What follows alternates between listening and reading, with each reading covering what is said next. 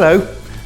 One of the techniques I've been using for a very long time to add value and interest to some of my designs is custom sealing of foil balloons. There's many things you can do. Some of them incredibly complex and not very commercial, but there are some very simple ways of custom sealing your foil to add a little bit of extra effect and a little bit of extra value. So I'd like to show you a few of those right now. You're going to need an iron. You could use your domestic iron, I have seen it done, but you will find that the ink will come off the balloon onto the surface that you're working on and onto the footplate of the iron. So probably not the best idea to use your actual domestic iron, but you can use the big irons if you like.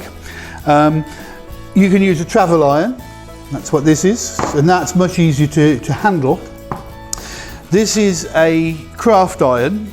I think it was actually bought as a quilting iron, but it works extremely well for what we want because it's small, got a nice handle on it, very easy to maneuver.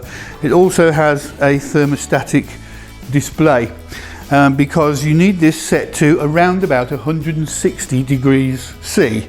Now your domestic iron and your travel iron won't have that setting, but if you make sure that it is not on a steam setting and turn it up to what you would normally use when ironing cotton, that will be about right. So you don't have to have specialist equipment, but it does make it easier if you've got something that was designed for the job in hand. You also need to protect your work surface. So if you use a work table, you'll find that the balloon will A, stick to it a little bit, and B, certainly stain it. This bit of old foam board that I use all the time is testament to how much ink can come off the balloon. But I like to put that down there because it gives a slightly softer surface to work on, which seems to give a slightly better seal. This is Teflon fabric. It doesn't protect from the heat, but it does stop the balloon sticking to anything. So bit of foam board, bit of Teflon fabric, easily purchased from just about anywhere, and you're good to go. So for the first one, I'm simply going to put a seal down the middle of the balloon to give it a little bit of an extra dimension. The problem with putting a seal down the middle of a balloon is that the valve is already in the middle of the balloon. So if you take a balloon straw, insert it into the valve all the way through, and then just pull the valve to one side. It's now here. That has freed up the center line of the balloon so that we can put our seal in. You can use the edge of your iron and put a single thin line, but that can also be problematic because if it's very thin, it's not very strong. I've found though that if you fold your balloon in half like that, and then you use the plate of the iron to put a seal along the fold, just go into the balloon by 2-3 millimeters at the most, press down, don't slide. If you slide your iron like this, you'll find that it wrinkles up and you won't get a good result. Just press and then move your iron along a little bit further and press again. Double check that you've got all the way along and a nice smooth edge. There we go. So what I've done is to put a 2 or 3 millimeter seal just along the seam. I've been very careful to keep the edge of that seal straight. It doesn't matter if it wiggles a little bit. What you don't want it to do is to be jagged, because if it's jagged, when you inflate the balloon, it can split on the points. So nice smooth line all the way down. And I've made sure that there is a gap here. That's the end of my seal. There's a gap there so that the air can get into both parts of the balloon. It's very frustrating if you haven't left that gap and only half of it inflates. You can take the straw out now and gently inflate with your hand pump.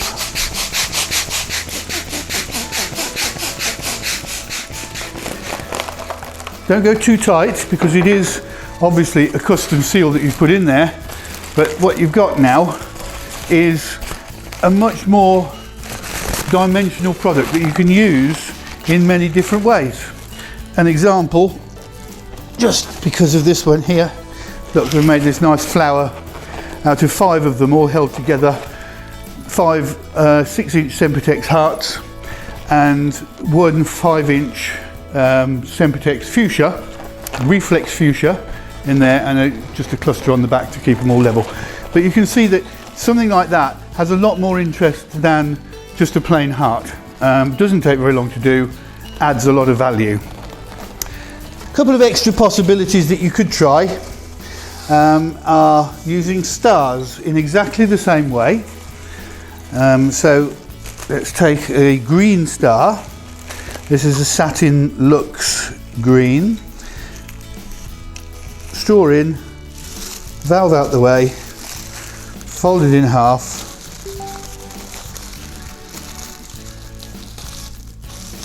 and then put the seam down the fold, remembering obviously, as I said before, to leave the gap.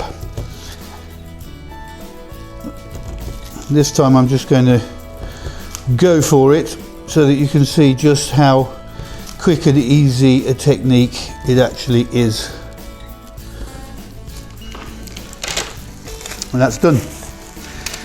Now when you inflate it, because it's a star,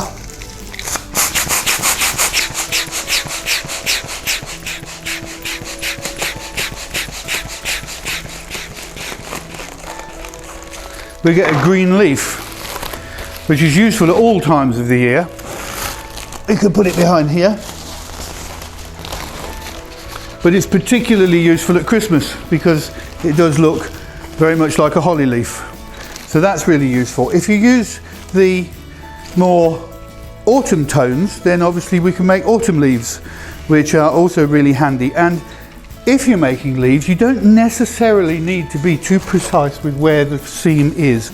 So you can get away with not having to move the valve, because you can fold it from one side of the valve slightly off center, and as long as you haven't hit the valve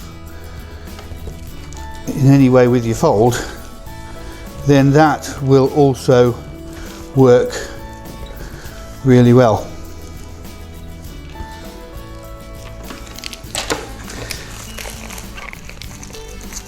And it doesn't matter that it's not perfectly symmetrical if you're making autumn leaves.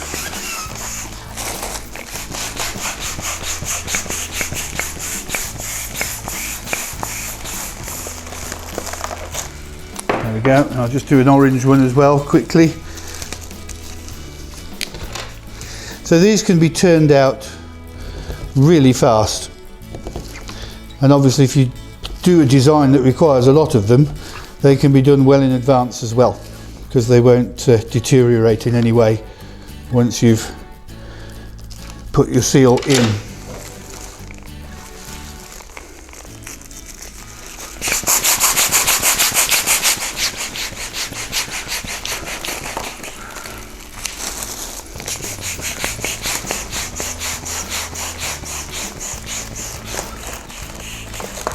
There we go. I have a collection of leaves that work very well together and are very, very simple.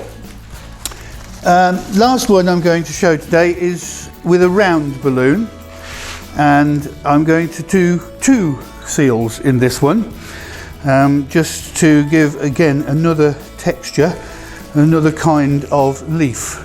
So it is going to go down the centre of the balloon.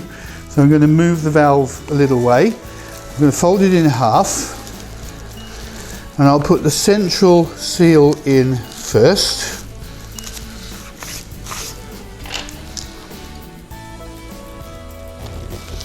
So that will go down the middle there.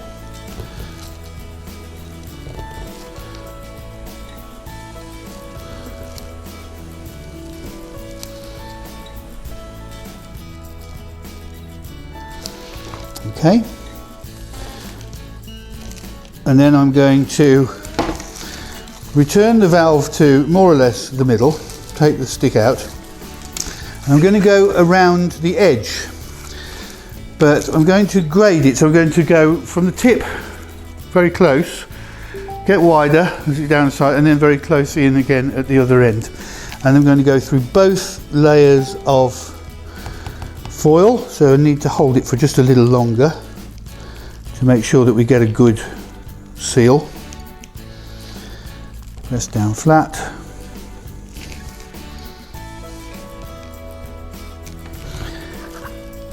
All the way around the edge, and at the widest point of the balloon I'm probably coming in about 1 inch or so from the edge of the balloon.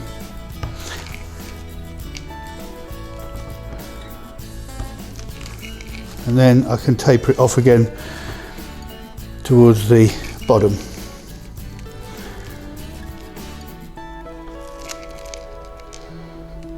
Now, because this is quite a wide seal, quite a big one, I'm just going to double check that I have got it, and once you have sealed it, then you can do a little bit of sliding just to make sure that it's all done,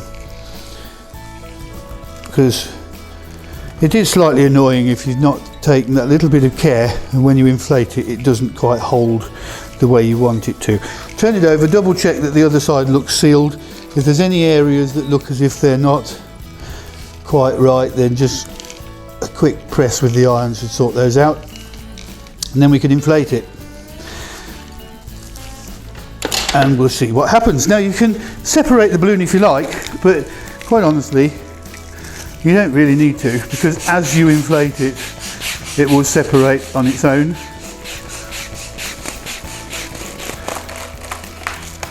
And there we get another kind of leaf with a frilly edge, and I do particularly like those. I think probably the best thing is to get hold of a balloon or two, get hold of an iron and have a play, because there are so many things that you can achieve with custom sealing that it will open up a whole new area of embellishment to your designs.